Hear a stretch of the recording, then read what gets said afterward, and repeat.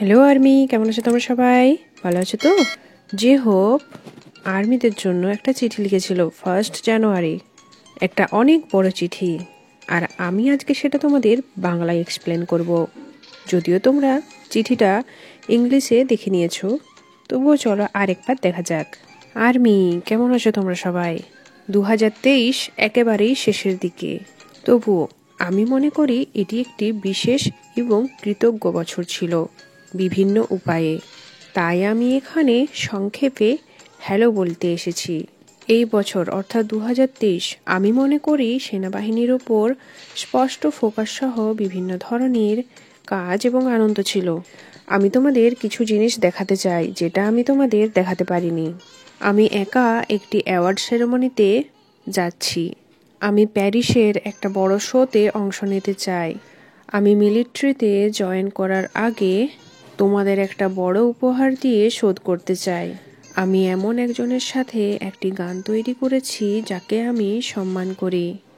আমি এমন বিষয়বস্তু প্রস্তুত করেছি যা আর্মিতে অর্থাৎ মিলিটারিতে চাকরি করার সময় তোমাদের উষ্ণ অনুভব দেবে।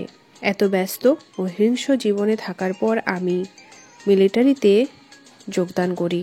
একজন সৈনিক হিসেবে আমি ইতিমধ্যে 9 মাস ধরে দৌড়াচ্ছি। সারা দেশকে ওয়েলকাম করার জন্য আমরা প্রিপেয়ার হচ্ছি। অবশ্যই এটা অক্টোবরের শেষে। আমি শুধু অনুভব করতে পারি যে আমি যত তাড়াতাড়ি সম্ভব তোমাদেরকে একটি দুর্দান্ত পারফরমেন্স দেখাতে চাই। আমি তোমাদের কত মিস করি। আমি আমাদের সদস্যদেরও মিস করি এবং আমি চিন্তিত একদিকে, আর একদিকে আমি একই অনুভব করি। এটা আমাকে শক্তি দেয়। আমি তোমাদেরকে এটা বলতে পারি কারণ আমি এর আগেও ছিলাম। আমি শিওর যে সেখানে সবাই এই রকমই অনুভব করে। শোবার আগে আমি অনেক চিন্তা করি এবং বিভিন্ন স্বপ্নের সম্মুখীন হই। যে জিনিসগুলো খুবই নর্মাল এবং তুচ্ছ ছিল তা আদর্শ হয়ে উঠেছে।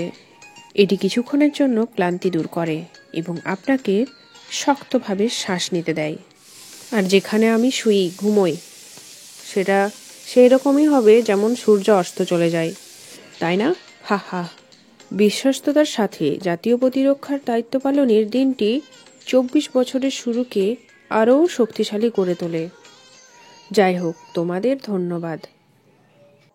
আমরা সহ্য করেছি এবং 23 বছরে চলে এসেছি।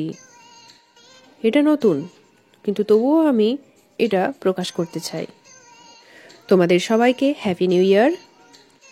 আমাদের আসল এবং আইডল আর্মিদেরকে এবং আমাদের মেম্বারদেরকেও আসুন অসুস্থ না হয়ে সুখী হই।